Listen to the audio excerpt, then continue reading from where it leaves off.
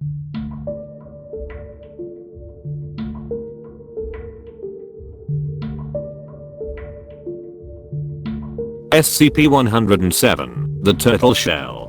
Object Class, Safe. Special Containment Procedures. SCP-107 poses no immediate threat, so long as it does not come into contact with any liquid. As such, it is stored at Site-19 in a 5-meter square containment cell, on a 1-meter high pedestal, inside a clear Perspex container. Experimentation with SCP-107 is to be carried out at Research Area 06, a 484 square kilometers, 22 by 22 kilometers, area of desolate land in data, expunged dedicated to this purpose. Anyone who attempts to activate SCP-107 outside of an approved experiment must be eliminated with any force necessary. Access to and removal of the object requires the authorization of Level 4 personnel, and the approval by said personnel of a full experimental procedure. Should SCP-107 become active while within Site-19, 2 Class D personnel are to remove it from the site via one of the item transport trucks in Loading Bay 02. This procedure must be followed regardless of the substance that activated SCP-107. Given the unpredictable nature of the item's effect on plant matter, SCP-107 should only be returned once precipitation has ceased completely and any abnormal plant growth has been neutralized or contained for further study. Description: SCP-107 resembles the top section of a hollow turtle shell. The shell is composed of a hardened biological material of unknown origin. Despite its appearance, whether this material is derived from the shell of a standard sea turtle, superfamily Cheloniidae, is, as yet, unknown. The item is completely inert until the inside of the turtle shell comes into contact with a liquid. When it does so, said liquid appears to be absorbed very quickly. Where the liquid drains to is unknown, given the lack of visible pores on the inside of the shell. Once active, the red edge of the shell glows dimly, and the substance placed into the shell begins to precipitate in the atmosphere and fall as rain in the area at least 0.5 meters, but less than 10 kilometers, from the object. This phenomenon is mobile. Moving SCP-107 will move the area of effect, along with the exclusion zone. The duration and intensity appears proportional to the amount of liquid placed in the shell. 10 milliliters of water resulted in just under half an hour of light drizzle, whereas filling to around the 3/4 mark set off 2 days of torrential rain. Precipitation generated by SCP-107 has varying effects on plant matter, although these effects are only seen in plants grown within the effect zone. Watering other plants with collected liquid causes no abnormal reaction. See Experimental Log, Addendum 107, 2. Addendum 107, 1. SCP-107 was discovered by an archaeologist, Professor M. Data expunged, in what is now Ethiopia, buried alongside what appeared to be a tribal shaman. Carbon dating performed on the shaman's bones gave an age of around 18,000 BCE. SCP-107 proved resistant to all attempts to obtain a sample, and therefore no concrete origin date can be determined. The Foundation became involved after intercepting reports of strange weather events at the dig, accompanied by unusual plant growth. Addendum 107, 2. Below is a log of all tests carried out with SCP-107.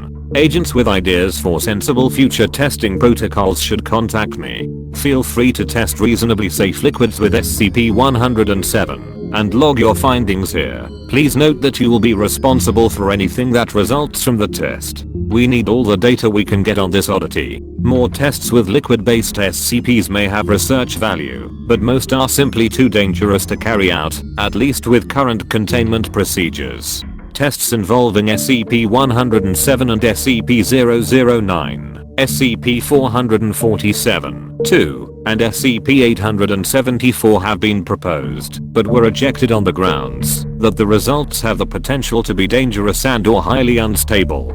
Dr. Quentin I. Data expunged. Input: 10 ml standard tap water result. Light rain fell over the test site for 27 minutes. Tests on the water showed that it had no unusual properties.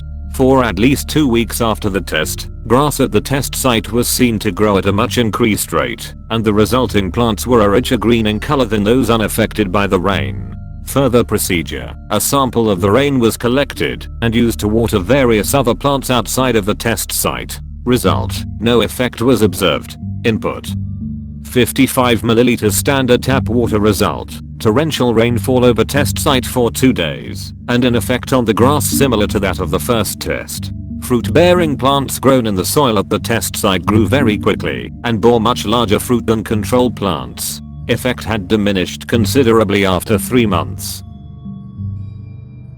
Input: 4 cubic centimeter block of wood. Result: no effect observed. Input: 20 steel ball bearings of radius 2 mm. Result: no effect observed. Input: 10 ml human urine. Result: urine rained on the test site for 27 minutes with moderate intensity.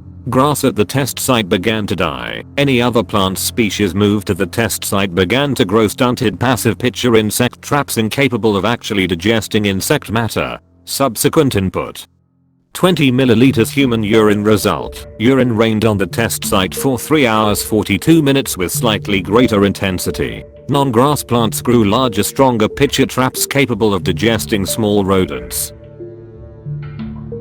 Input: 10 ml human blood, extracted from a Class D test subject. Result: a substance proven afterwards to be human blood with the same genetic makeup as the donating subject fell on the test site for 27 minutes. Grass at the test site appeared to die on contact with the blood and began rotting within minutes. Any non-grass plants planted in the resulting soil began to mutate and grow large, 20 cm across, carnivorous organs similar to those of the Venus flytrap, Diania muscipula. When approached by Class D personnel, the plants were seen to data expunged. These organisms began to grow back after 2 weeks. Further testing with bodily fluids considered unwise. Input: 10 ml water with 5G steel ball bearings. Result: water was absorbed by SCP-107 and the standard reaction was observed in plant matter. Ball bearings remained in the shell, evidently having no impact on the test. Input: 10 ml liquid cyanocrylate adhesive. Result: all liquid was absorbed by SCP-107, and partially cured cyanocrylate fell on the test site for 18 minutes. It is likely that the reduced duration of effect was due to curing of the adhesive whilst inside SCP-107. Plant matter grew sticky coating, later identified as a cyanocrylate derivative. Coating was very effective at trapping insects and preventing them from damaging plants. Input: 10 ml fresh orange juice. Result: standard precipitation pattern, 27 minutes of drizzle. Fruit-bearing plants moved to the testing site began to grow an unknown citrus fruit, irrespective of plant species, and despite the cold conditions. No ill effects observed from consumption of the fruit. Samples have been taken for further testing. Input: 2 ml human saliva, provided by a Class D test subject. Result: substance later proven to be human saliva fell on the test site for 8 minutes. Non-grass plants moved to the test site grew small, 2-5 cm, spherical sacs or long stems or thin branches. When the plant was approached by the test subject, the sacs violently expelled a saliva-like liquid toward the subject. Subject reported no illness or injury. Augmented plants began to die within 3 days. Input: 10 ml 99.999% isotopically pure heavy water, D2O. Result: standard precipitation pattern, 27 minutes of drizzle. Mass spectrometry of samples revealed a deuterium abundance of 154 ppm, which is standard for natural water. Input: 5 ml elemental mercury. Result: sample began to be absorbed, but was then re-exuded.